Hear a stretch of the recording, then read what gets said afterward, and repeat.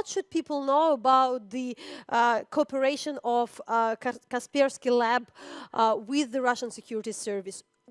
To what it matters? Maybe not even a lot of people understand that they have Kaspersky Lab software on their computers. So to how significant the whole issue is?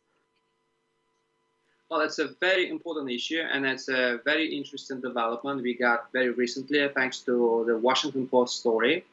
And why it's important? Because we've been in this kind of discussion about the real nature of cooperation between Kaspersky Lab and the FSB for more than a year. This debate started right after the election in the United States. And there is no doubt that there is a cooperation between the FSB and the Kaspersky Lab. Well, actually, Eugene Kaspersky never denied this cooperation, and his people never denied this fact. The problem was the nature. So the line of the company is to say that they are cooperating with the Russian security services because they help them to catch cyber criminals. Completely legitimate task. But these new documents, they shed some light on the real nature of this cooperation, and they explain us that in this case, Kaspersky cooperation looks more, it doesn't look like an expertise, providing of an expertise, as they insisted, but actually as a real help in carrying out an operation conducted by the security services. So in this case, we are talking about an operation against a very powerful criminal cyber gang called Look. And this group consisting of 50 people was caught last year, and most of them were sent to jail. So now we have a ringleader of this group. His name is Konstantin Kozlovsky, and he's in jail in Moscow. And some of his relatives and friends, some months ago, they launched a page on Facebook and started posting some documents which have something to do with his criminal case. Among these documents, you can find some interesting stuff, but one of them is the most interesting one to me. This is a court warrant and a kind of decision of the Russian FSB to conduct a special operation from the premises of Kaspersky Lab. And the idea of this operation is to penetrate the network, virtual private network, maintained by this criminal group Lurk, and to get access to some documents. The interesting thing is that in this case, the operation was conducted not from the premises of the FSB, but from the offices of Kaspersky Lab. And also, the interesting thing is that an employee of Kaspersky Lab was the guy who actually conducted the operation in the presence of FSB people. So in this case, we have a kind of joint operation conducted by Kaspersky Lab and the FSB. The problem here is not whether it's lawful or unlawful. It's absolutely lawful because there is a court decision of the Moscow court to conduct this operation. The problem is the ethical standards held by Kaspersky Lab. They have insisted for months and actually for years. The only thing they do for the FSB, they are helping them with some expertise. Now we understand it's not only about expertise, it's about actual involvement in conducting special operation. Of course, there is an international attention to anything connected to cyber crime and the FSB because of the alleged Russian interference into the US elections. But in the end, we have up to 400 million users who are the clients of Kaspersky Lab globally. So that is the question. What could we know? And of course, all these issues are very kind of the nature of cooperation of FSB with Kaspersky is something very difficult for some of the people to understand, for the users generally to understand. But what impact it could have. How safe is it for the user to cooperate, to have the Kaspersky software, knowing that they have this close connection to the security service, and how common is that for this kind of the IT companies to work that way?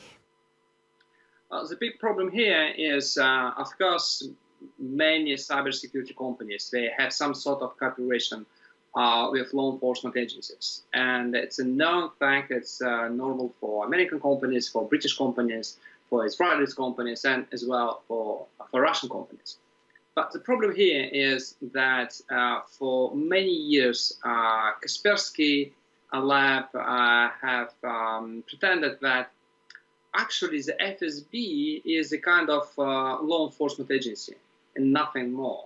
But we all know that the FSB is not only a law enforcement agency tasked to fight criminals, but it's also an intelligence agency, and a very active intelligence agency. And we know from the United States, and because of the sanctions and some U.S. intelligence reports published after the U.S. election, that the FSB was actually accused of being involved in an operation against DNC, Democratic National Committee, back in 2016.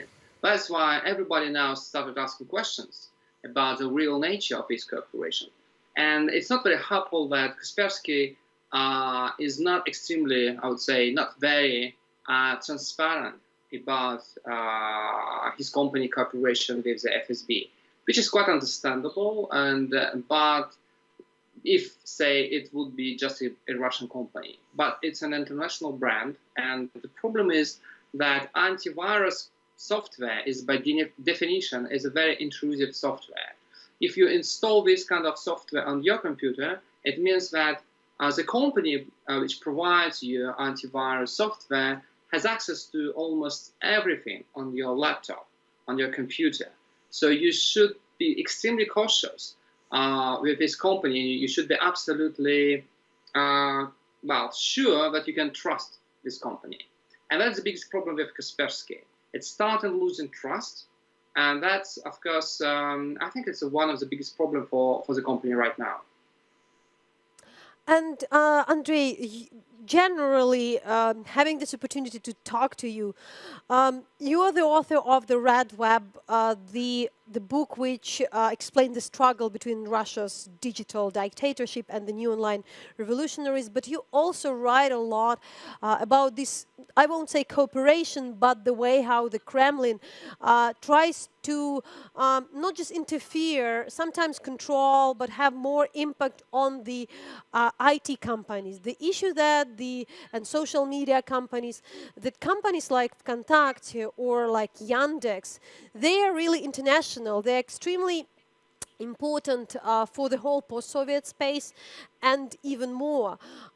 So at this stage, in generally, to what extent, and of course, you can overdo the things and think that, of course, if the company is based in Russia, of course, it's by default controlled by the Kremlin. Or otherwise, there would be people say that, it doesn't matter.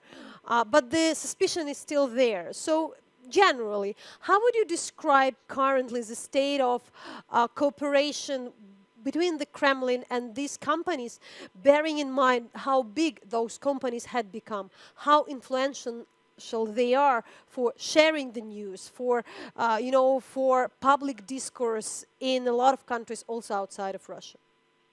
Well, I would say it started 5 years ago, right after the Moscow protests hit the streets in our capital, and Putin personally became very scared by the protests and by the fact that the protests in Moscow organized mainly on Facebook and Vkontakte, social media, social networks. And he started this offensive in 2012, and in 2014 it became really visible. Why? Because Vladimir Putin personally sent a very strong message to IT business. He had a meeting in June in Moscow with the biggest IT entrepreneurs in the country, And basically, his message was very clear. He said, "You cannot hide from us." And that was a very strong message because the methods we use to control the internet.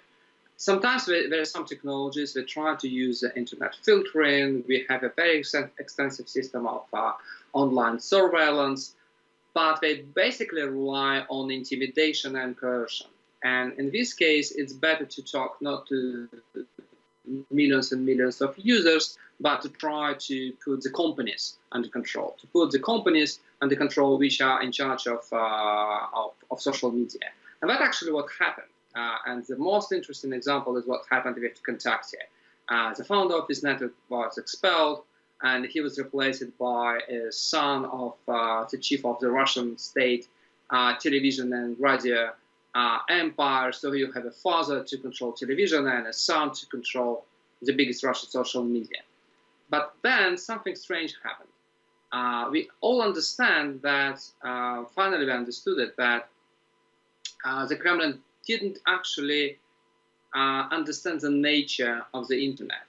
They started treating the internet in the way they treat traditional media. Like if you control the company which runs the media, you can control the content because the content is generated by employees, by journalists. But it's not the case with social media.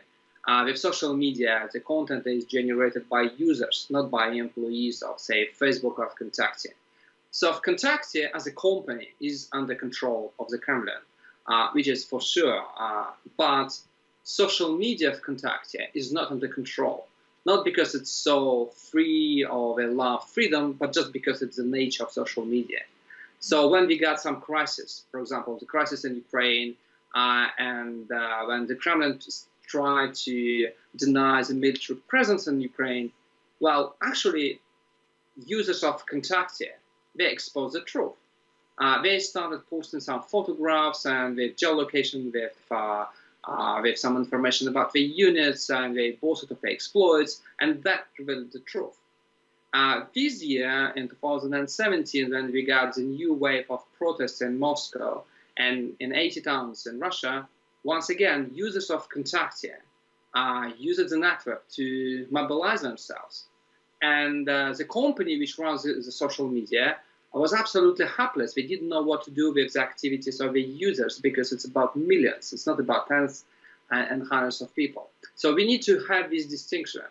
Yes, the companies are mostly loyal to the Kremlin, and they are put in a very difficult situation. They cannot say no in many cases.